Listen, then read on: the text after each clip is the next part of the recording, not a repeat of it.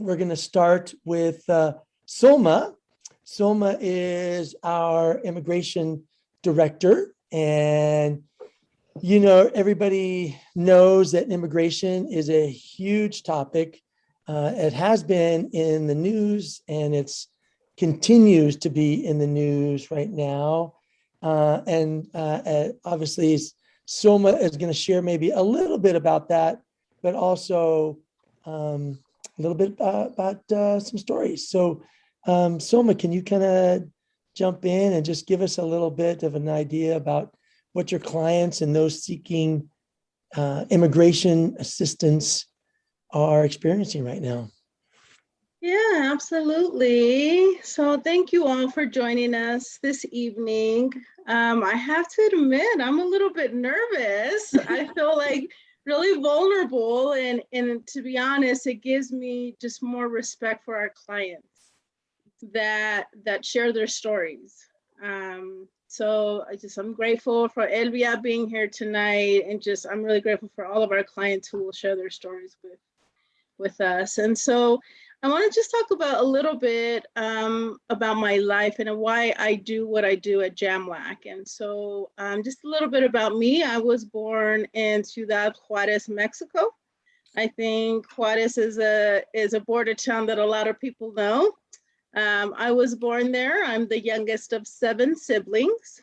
When I was born in Juarez, my parents and I and all of us were living in Juarez. My mother was working in El Paso, Texas. She worked for a wealthy family. She would cross the border every day to clean their home and take care of their children. When I was about a year old is when my parents decided to move to Colorado. So they packed up all their 7 kids, got in a station wagon and drove over the border straight to Colorado, which is not the case now at the border. It was very different then. It was easier to do that then. And so we came to Colorado. We landed in East Denver and grew up in the Five Points area. And at the time, it was a poverty-stricken neighborhood. At the time, it was riddled with gang and violence and a lot of poverty. And ironically now, I wouldn't be able to afford to live in the Five Points area. And so when I was about 15 years old, I remember, being 15, really wanting to get a job and wanting to buy clothes and be able to help out around the house. And I remember going to my mother and saying, Mom, I really want to get a job. I want to start working. I want to help out. I want to buy clothes. At that time, my mother said, you can't work right now. And at the time I thought, oh, she's being stubborn. She wants me to focus on school. She doesn't want me to work. And I remember just annoying her and saying, I really, really, really want to work. And she says to me, you can't work. And I was like, I can work. I can do this, Mom. And she's like, no, you literally cannot work because you do not have a social security number. And it was at 15 that I found out that I did not have legal status in the country. And I'm gonna be honest, at the time, I didn't know what that impact was. Like, I didn't know the full scope of that. 15, you're like, I don't know what a social security number is. I didn't know what she meant by that. Oh, I would learn to know what that all meant. And so, thankfully, because of the time, because it was in the 80s, she was able to get me a green card, which is not the case for a lot of my DACA clients. And so DACA clients are ones that I really, really resonate with because I was brought at a year old. And so at the time when I found out I was undocumented, it felt weird. It felt weird because I was like, wow, what if I really get deported? I will be separated from all of my entire family. Mm-hmm. I don't remember Mexico, and at that time, my Spanish was not the best. I'm thinking, what am I going to do? What am I going to do? And so thankfully, at the time, my mom was able to get me the green card. I was able to work. I started working at Embassy Suites, doing janitorial work. So a lot of those kinds of things. And thankfully, that changed my life because it opened the doors for me to do what I'm doing now. Without that process, I would not be at JAMWAC, and I definitely would not be an attorney. And so I'm grateful for that opportunity. And so when I was about 18 years old, we moved back. At that time, when I was 15, we were living in North Denver. We moved back to the east side.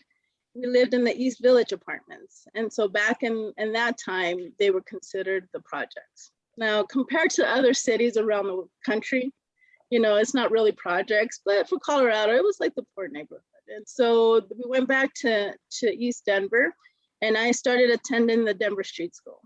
And so the Denver Street School, for those who don't know, is an alternative high school, alternative Christian high school.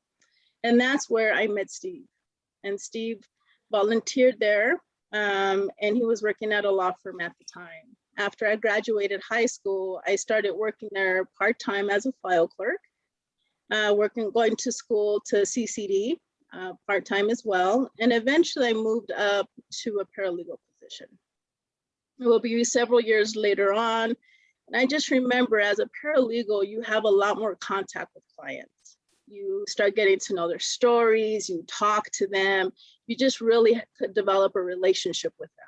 That was a huge shift for me from being a file clerk.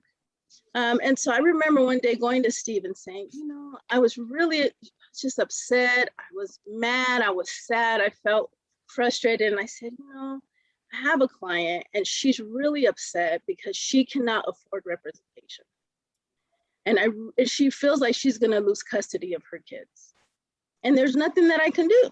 And I wish that we could represent her without charging her. And that is what sparked the first time that Steve Thompson said to me, have I ever talked to you about JAMLAC? I was like, no, I don't know what that is. What is that? What does that stand for? And that really sparked the conversation for what has now become JAMLAC. And it would be 6 years later after that conversation that we opened the doors. And when we opened JAMLAC, I was working there part-time. I was still working at a regular law firm. And a year later, I loved the work that I did at JAMLAC. I was like, I want to be there all the time. I don't want to go just twice a week. I want to go all the time. But, you know, JAMLAC couldn't afford me at the time. And so I said, you know what? I'm going to do it. I'm going to do it. It was a huge sacrifice. It was a huge gamble because at the time I was a single mom of a young son.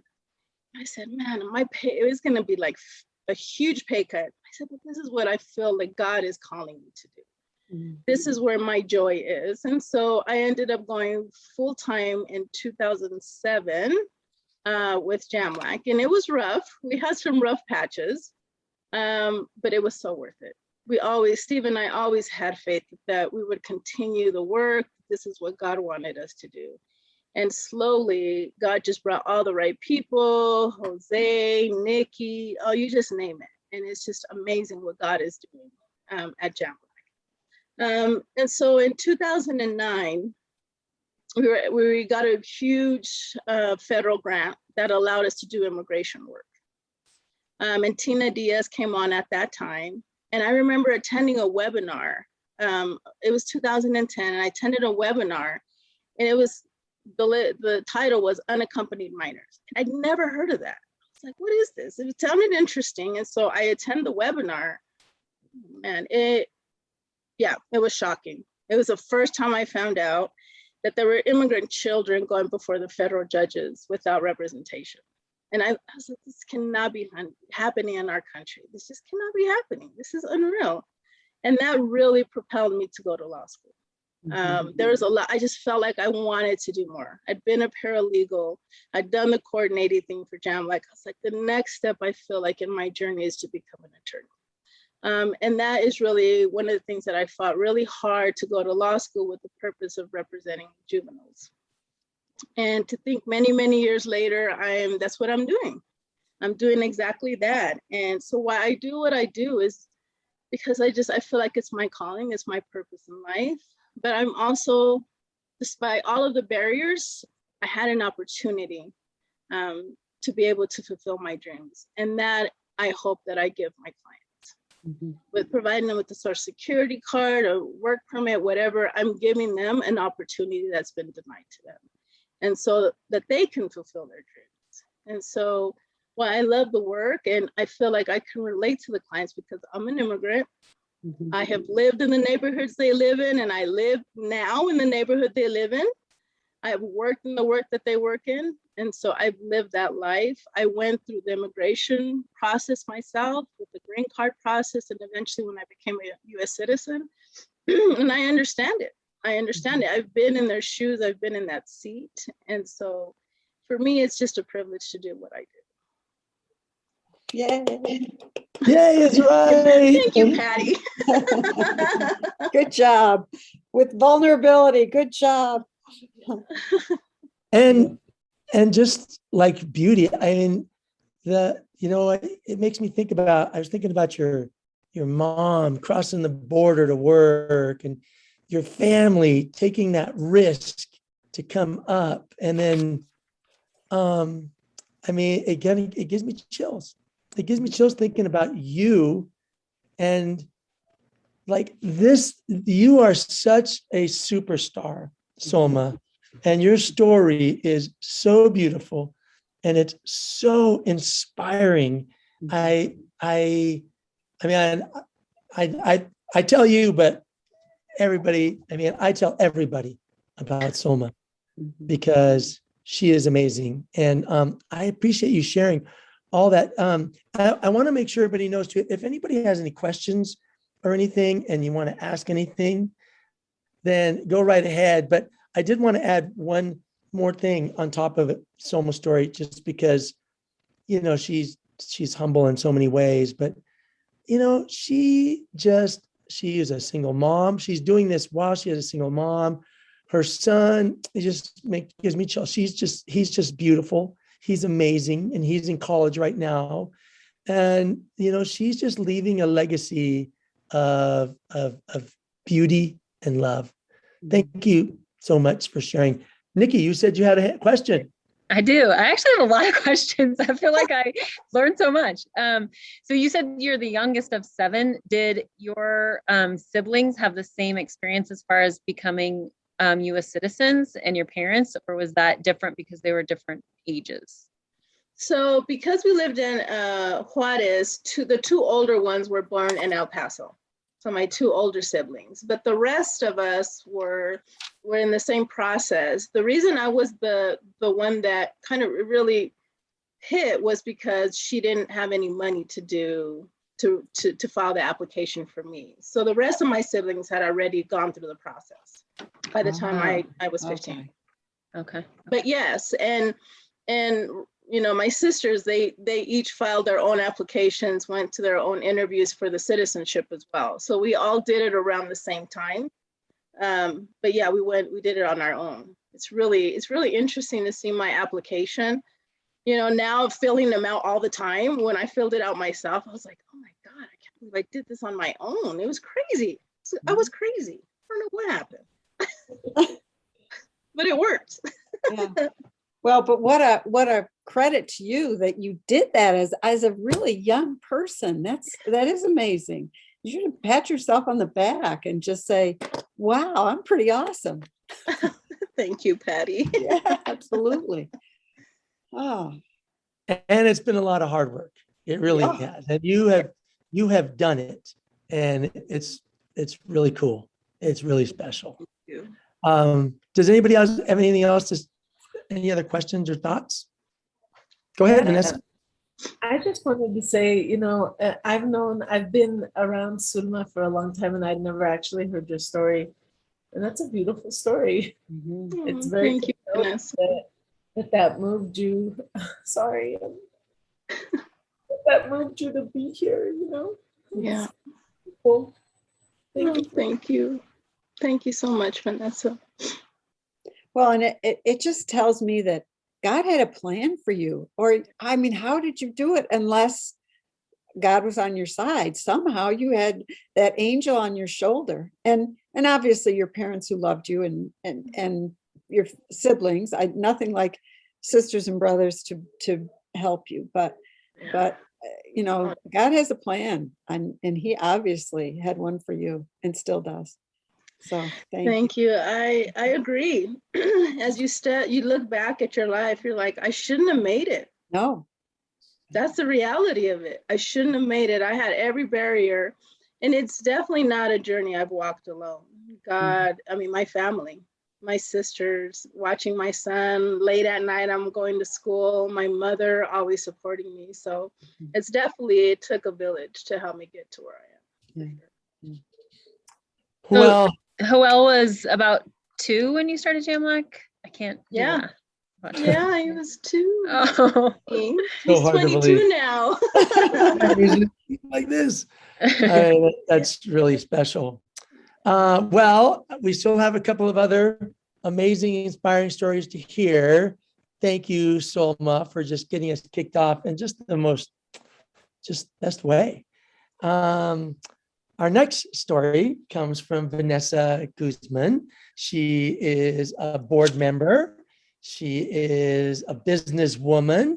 She's a donor. Her company is a impact partner with Jamlac. And so Vanessa, we'd love to hear your story and how you got connected to Jamlac and our mission. Yes, thank you guys. I'm gonna try to compose myself after through my story, but thank you. I think honestly,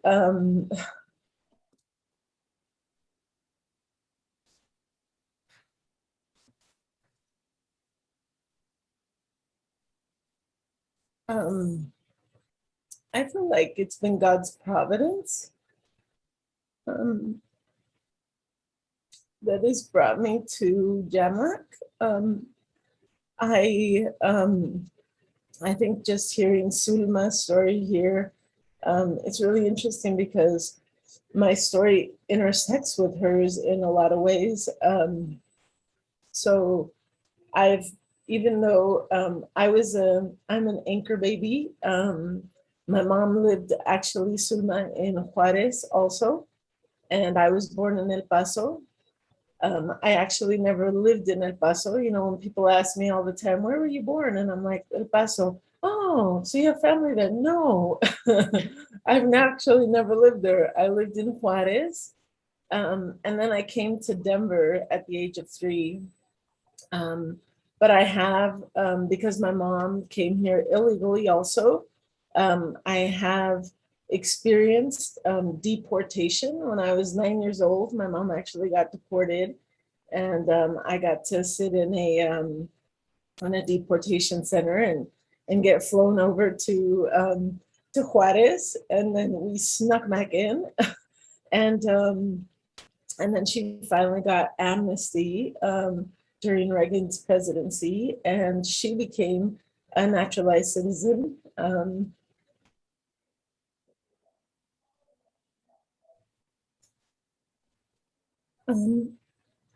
My story also intersects with Jamlac because I'm a survivor of domestic violence. I'm the daughter of immigrants, but I think probably most importantly was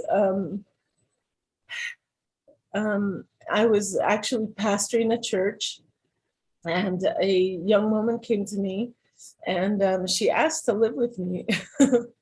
I was living in a 2-bedroom townhome at the time. I was a single mother also, and I was a pastor. I know, just very, very, very strange life. I've lived many lives, but I was pastoring a church that was predominantly undocumented immigrants. I would say that probably half of the church was undocumented immigrants, and I was a single mom. And this woman came to me and she said, you know, I've had a domestic altercation with my husband and I have nowhere to stay. And I said, come stay with me in my 2-bedroom townhome with my son and your 2 children. And so she moved in with me for 6 months, and she began to look into what it would look like. She was undocumented, but her husband was not. And so she began the process of looking into, this was before I knew of Jamlac, okay? So she began the process of looking into, you know, what it would look like for her to get a divorce, and, you know, what is that whole process look like? And so she came back, and, you know, I'm her pastor, and she said, Vanessa, she said, sorry, I've got some little flies in my face. But she came back and she said, hey, would you go with me to this place where they're going to take my case, and they're not going to charge me anything, and they're going to help me get a divorce, and they think they can help me get a documented status here. And I was like, I'm a pastor, and I'm like, where is this place? And I said, well, I'll go with you to interpret, because surely they're not doing things right, or what are these guys about? And so I went with her, and I showed up at Jamlac, and the dignity with which this attorney treated her was beautiful. Oh, Was absolutely beautiful. And needless to say, they didn't need my interpretation services. He actually was fluent in Spanish and English, and very knowledgeable and very kind, and just treated her with the utmost dignity. And I was very impressed. And so I watched her go through this whole process with Jamlac. And she got documented status, and she got a divorce, and she lived with me for 6 months, and she's someone that I still keep in touch with. And so that was my first interaction with Jamlac. And then I was a student at Denver Seminary, and I came to faith kind of later in life at like the age of 30, and I was really wrestling with my faith through seminary, because I was like, okay, it can't all be about the sermon. There was a lot of emphasis on the Sunday sermon. And I was like, I don't know, I just feel like there's something missing. And so by the grace of God, I ended up in Michelle Warren's class. It was a class for social justice. And it was a condensed version that I took in 1 week, which was very intense. And needless to say, I broke down in that class. It was exactly what my soul needed to really see the hands and feet of Christ in the world. Mm-hmm. And I really had no understanding of social justice, even though I had lived it, in my own life. I didn't really have context for that in my faith. And so in that class, it was just an epiphany of like, yeah, this is where Christ is. This is how my faith gets played out in a practical sense. Michelle became my friend. She and I would have breakfast. And sure enough, one day she invited me. She was speaking at Jamlac. And I was like, I know these people. And so I showed up again to a breakfast, had a great burrito, met Jose, met Nikki, and then I was in real estate, and they started talking about impact partners and everything. And I was like, you know what? This is a place where I could definitely reach into my pocket and say, because I've witnessed, firsthand in my own personal life, but also with people close to me. And so I've experienced everything in some way or another. And I've actually had the privilege and the honor to Jamlac refers business to me, and I get to give back to them and even more. And so it's beautiful. It's beautiful. I feel like it's the least I can do. And it's where I can say, hey, Christ, I know that this is where you're working. And so, yeah, that's why I support Jamlac. beautiful. And you became a board member how many years ago? And then I became a board member. I don't know, like 3, you tell me. Maybe like 3 years ago, yeah. Full circle. Full circle. Well, I mean, the beauty of your story is incredible, but it's really neat to see how you connected with Jamlac, and those connections kind of kept coming back around, it seems like. And that's really, really neat. How old is your child now? So I actually have a 19-year-old in college that plays football for Emporia State University. And then I have a 2-year-old that I had to like lock in another room so that I could have some peace and quiet here. And Nikki knows what I'm talking about. Oh So my yeah, goodness. I have two Now, sons. They're 6 years apart and actually only 4 days in birthdays. oh goodness. They are. Well, Here they are right here. There they are. Both of them. That's both my boys, Mateo and Carlos. that is awesome. That is awesome. Wow. And you're going through it, the baby thing again. I Good am. for you. That is really, really fun. Well, have you, how is, have you had any, I guess I want to think about how you became about, how you went about becoming an impact partner, and how that has been for you. What has your experience been with that? Beautiful. I mean, it's honestly, Jose, it's one of those things that I don't, I mean, providentially, God has been good, he's been faithful, and I don't, I mean, it's the best place I could put my money. I really believe in the cause 100%. And so it's not even like, oh yeah, I gotta sign up again. No, it's like, yes, God, do you see that I get you. I get where you're at, so I'm all about it. That's great. And so tell us, I don't think you mentioned, or maybe I missed it, what your business is. I sell real estate, Jose. I've sold real estate for 22 years. Yeah, and I've helped Nikki a couple times. She's wonderful. So you're selling real estate, you're going to seminary, you're having babies, you're going to football games. All of it. It's a full life. It is a full life. Well, we are so thankful for you and everything that you bring to Jamlac, because it's the financial part is great, but really what we value more than anything is your presence, because you have so much to offer. And especially just being a Latino, a strong businesswoman, a successful businesswoman, it's inspiring. It's inspiring.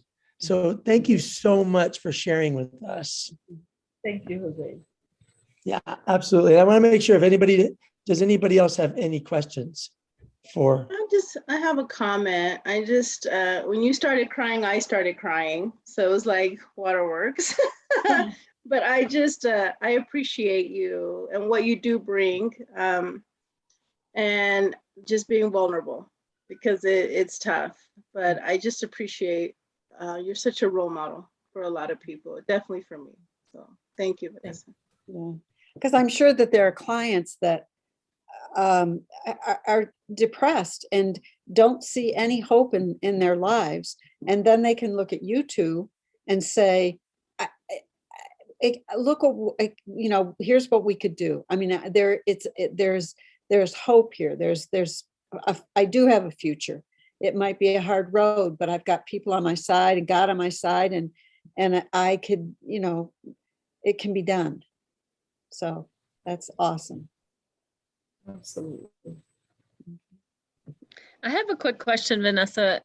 You kind of like mentioned it, but skipped over it. So when your mom got deported, you got deported with her, correct? Even though you were born in the US. Yeah. And then how long were you guys in the deportation facility?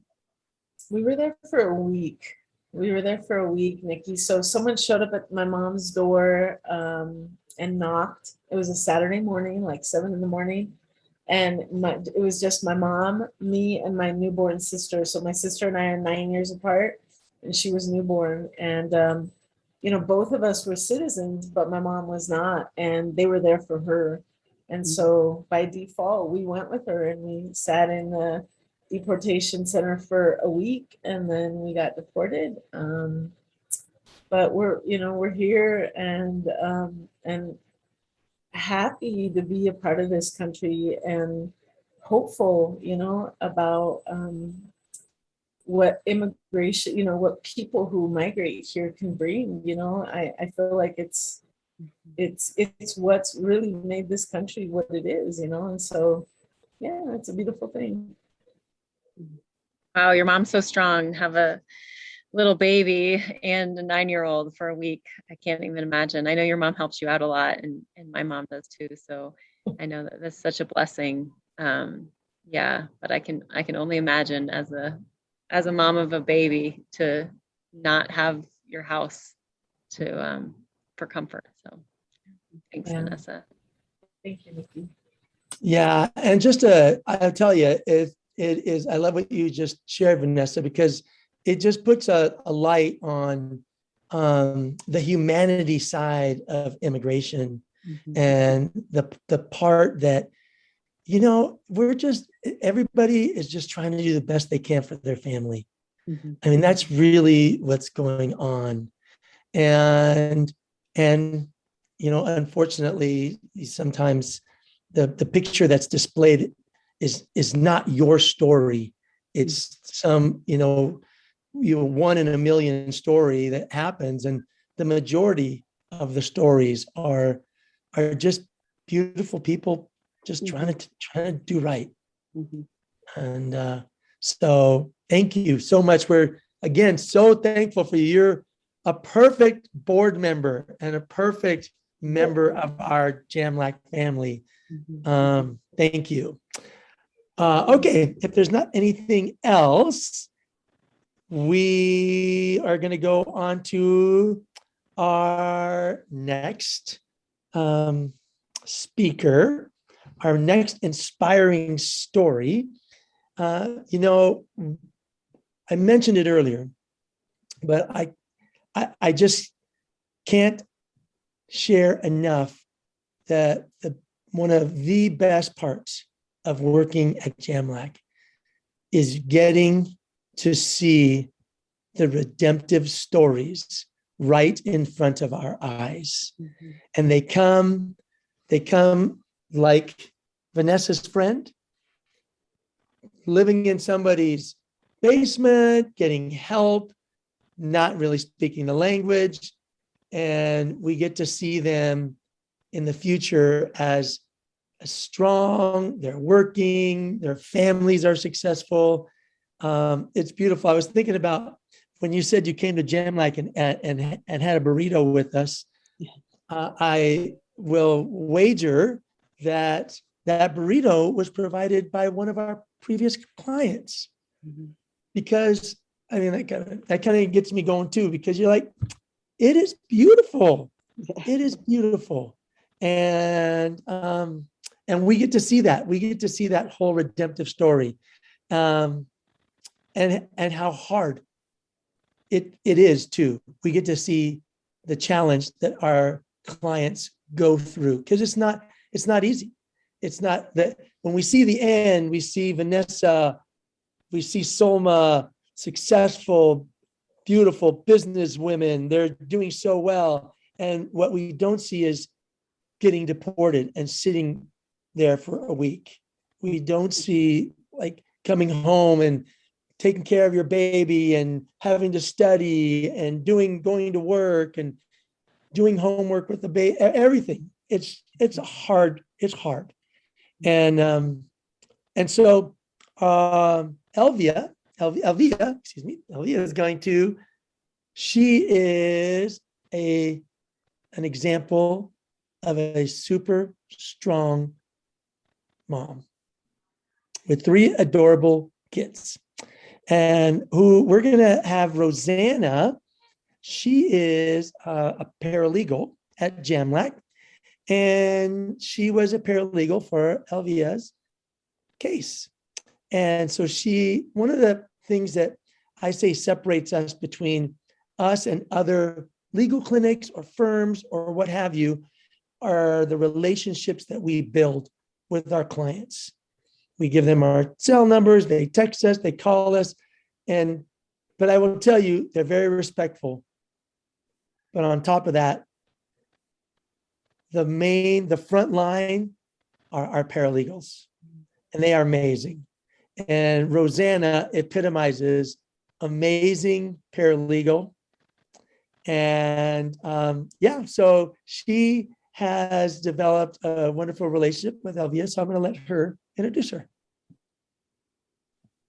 Thank you, Jose. Thank you, everyone, for being here and giving us the opportunity to share the stories that, like Jose said, we just see the front work and the actual outcome, but the deep rooted things that everyone goes through on a personal level is not always one that is shared. And Elvia, I want to thank you for taking this time to share with us your story.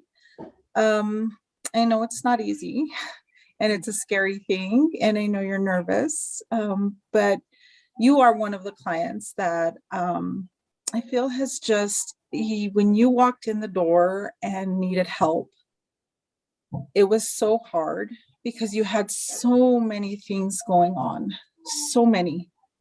And the emotional piece was the hardest. And to be able to help you now, when we were able to, and through all of the process, and see where you are now, is the reward. That is where I see the hard work that we put into it, is seeing you succeed and know that you are safe and you're a survivor and you're an amazing mom. And so I would like you to share a little bit about your story and be proud, because you should be.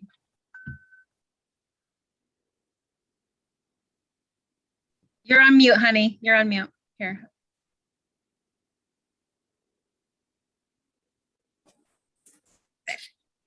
Is that better? Okay. Thank you, Roseanne. I'm really grateful for you and Shelby. You guys were probably the best. And mostly you, Roseanne, because every time I had a problem, I was so thankful that you were a text away. I could text you and you always had an answer or something to help me out. You have no idea how thankful and how much you helped, because it was a long process. And if I have to talk about my story, well,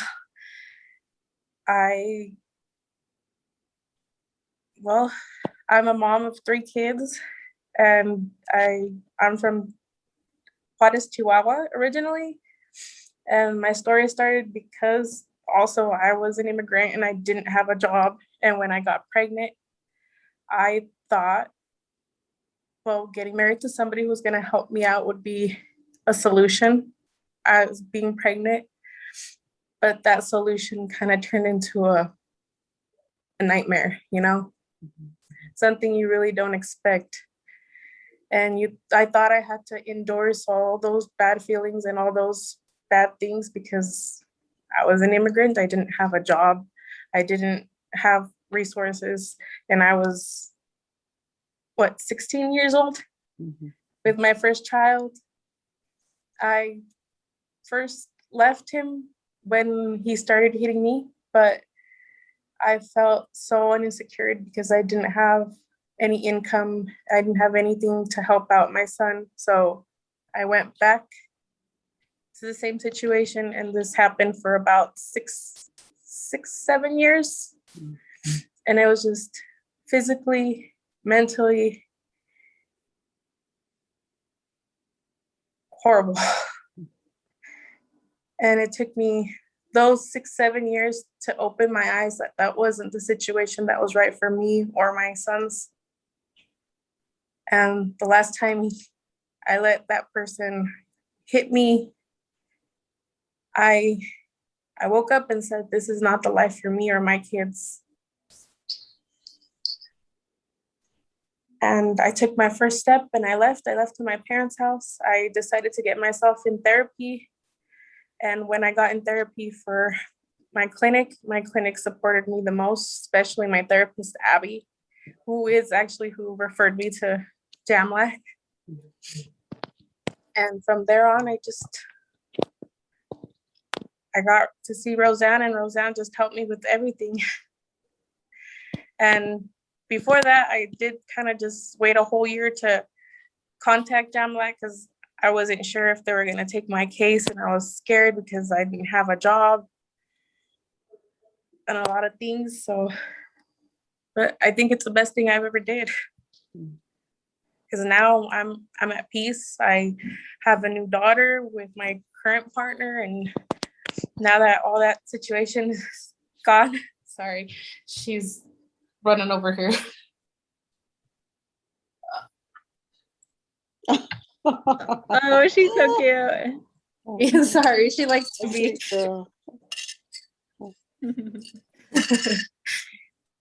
I finally got my life settled thanks to Jamlek. That's all I have to say, and I'm really grateful for them. Elvia, can you tell us a little bit about what legal matters we helped you with throughout the course of your case? You guys helped me set my new modification because the person who I was with was not also a bad person to me, but he was a bad person to my kids. And he was driving drunk, putting my kids in a bad situation. So they helped me modify all that. And now my kids are at least more safer than they were before. And I'm really thankful for that. They also helped me at the end. I wasn't sure if they could, but they did. They also helped me to get a restraining order because even after being separated for so long, he still insisted on stalking me, having these bad conversations, getting involved, or getting my current partner involved in our situation when all he wanted to do was be okay with us, our daughter and our sons. And I'm grateful. Yeah, how long do you think your case lasted from when we took it to up to like actually finalize the case? I think it took a couple months, but it felt like an eternity to me. With all the problems I had, it just felt eternal, but it was the best. And do you feel like now with the outcome of the actual restraining order and that everything is modified and put in place and he can no longer control you, do you feel like you and the kids are a lot better, that we were able to help you get all of this done? Yes, I feel much safer. I'm a little bit more at peace. Even my therapist says I'm doing better with my panic attacks because I did have really bad panic attacks. And I'm happy everything worked out. Thank you.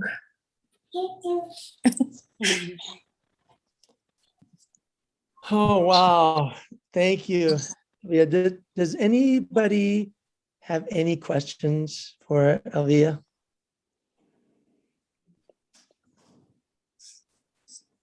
So how old are your kids now? My eldest son is 10 years old. He's turning 11 in a month. And my middle child, he is 8 years old. And my little one, she just turned 1. Oh, okay. Very cute.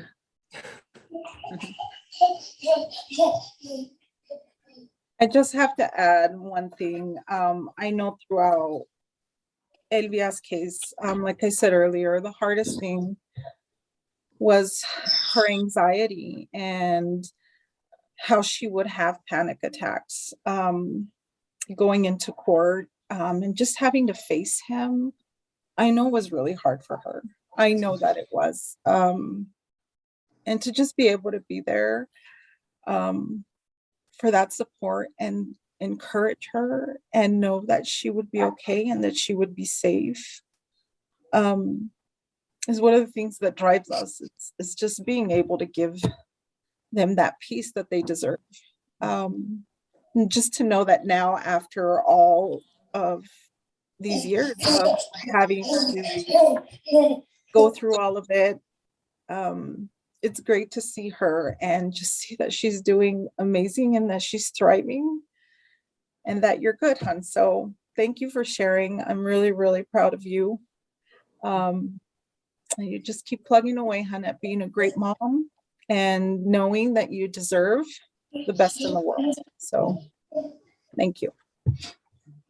Thank you, Miss Roseanne. I'm really thankful for you guys because I don't think I would have done it without you guys. I was so stressed. Thank you so much for sharing. Beautiful. We're so happy that we could help. We are so happy, and it is so great to see how well you're doing now. And that, one of the things we know at Jamlac, and everybody knows, is that it is the long story. It is a long journey. And the one thing is as Elvia mentioned, she came back to us. We are with you, and we are with our clients. Probably, like I said, more than anybody else I know, in terms of building relationships, staying connected. And sometimes we have to help our clients again. But I will tell you, Elvia, what you did to get out is not a little thing. It is not.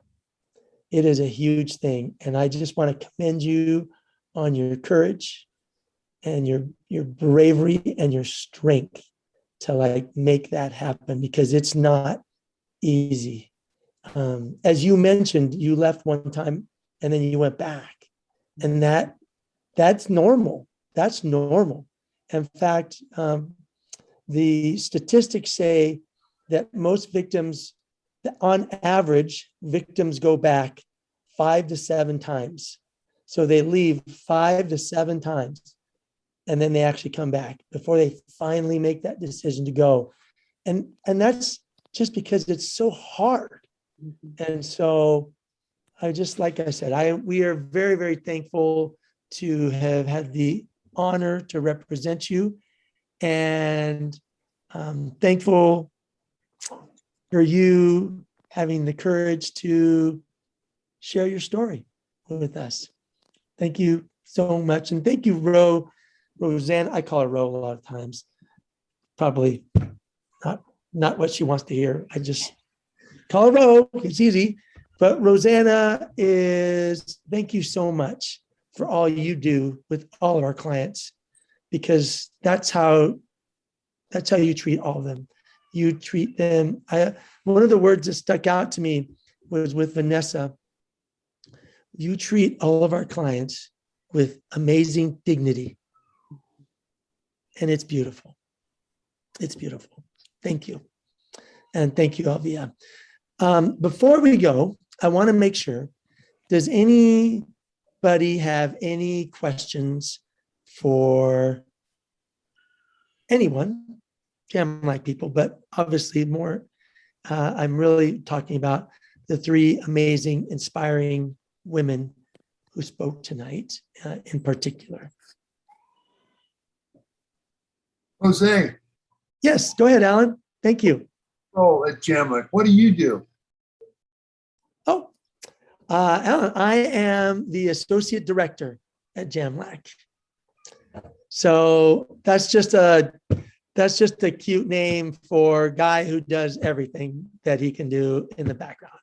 So I do as much as I can. I have been with Jamlac since 2008. I joined Solma and Steve when they were in that 2 rooms in Joshua Station, and we were all cramped, and we had to take the toilet out, so we had another office, and that's the truth. That's exactly what we did, and now we're like living up. We moved on up to the east side, over to the building over there, because over in our building now. But yeah, so Alan, I'm the associate director. I'm also a family law attorney, and and just do everything I can to support our staff, support our clients, support our supporters. Just, I will tell you, the family of Jamlac is special. It's special. And I don't know if, you'll come across people that work at JAMLAC. And I will tell you, I am on the low end over here. I am always learning about compassion and love because our staff is amazing. They are amazing. And Elvia has got to see it from her perspective. Vanessa has gotten to see it from the board/donor perspective. And obviously you heard Soma's heart, and that's it. That's the essence. That's the essence of it. And so, thanks for asking, Alan. Any other questions or thoughts? Well, I'd say that Alan actually was able to sit in on one of our court cases a couple weeks ago, I guess about a month ago, something like that. So that's a pretty rare opportunity, but it does happen. So if anyone's interested in going actually to court, courthouses are open to the public. So it's not, you don't have to be invited, but to know when our clients are going to be there in the case and stuff, that's something that we can arrange as well. So, and then Alan, poor thing, got COVID. So are you feeling better, Alan? Yeah, it was not any fun, but we came through very good. And well, it's in the rear view mirror now. Thank you. You didn't get it at the courthouse, did you? I don't think so. I mean, we wore a mask. We were pretty careful, but I honestly don't know where it came up. I think I got it before that because it wasn't much later that I started having symptoms. After it was just a couple of days, later I was starting to feel some symptoms. I don't think I could have come on. I'm glad you're okay. And I'm thankful. Thank you so much for taking the time to go to one of the hearings. I would encourage everybody to go if they can go, because these days, I think you lucked out because we don't have a lot of hearings in court these days because of COVID, but it should start. Hopefully it started a transition, then the Delta variant came up, then they took a step back again. But hopefully in the next few months, if the prognosticators kind of think that somewhere around springtime, we should hopefully be able to move forward. But either way, hopefully we'll be able to have more opportunities to actually be in court. It's pretty hard. I will tell you from experience, it's pretty hard to do a hearing over WebEx. It's challenging, very challenging. Or WebEx is like Zoom. It's the Zoom that the court uses, and it's pretty hard. So I look forward to doing the contested hearings back in the courtroom as well. But thank you for coming, Alan. Any other questions? I'll go ahead and share the emails of Soma and Vanessa are here. If you guys have any other questions too, just so you have their contact information. We can follow up with that as well. So great. And then just before we go, just one last thing. And we're kind of I think everybody knows that we used to be under Mile High, and then in July, just a few months ago, we are now an independent 501c3 organization, and we're off and running. And so it's really exciting. It wasn't, just so everybody knows, the reason we launched was more of a maturity reason. JAMLAC has grown to the size of, our budget is about $1.5 million. We have 15 attorneys. So it's just more of a, we probably were ready to be an adult, if you will. And so we're really excited about that. We still have a really great relationship with Mile High. They actually still help us with some administrative things, and we're obviously still in the building. And so, but with that, we're really excited about the next few years and the things that are coming. We're hoping to expand the immigration department. We're hoping to expand JAMLAC's experience. There's approximately 10 Christian legal aid clinics in the United States. And we get questions all the time about how we do this, how we do that.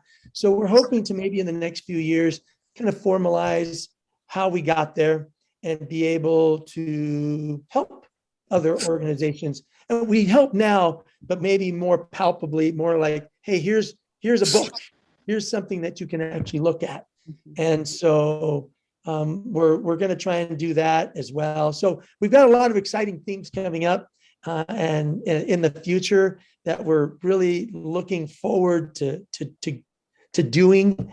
But more than anything, I will say we're thankful for all of you. Thank you for everyone that came tonight.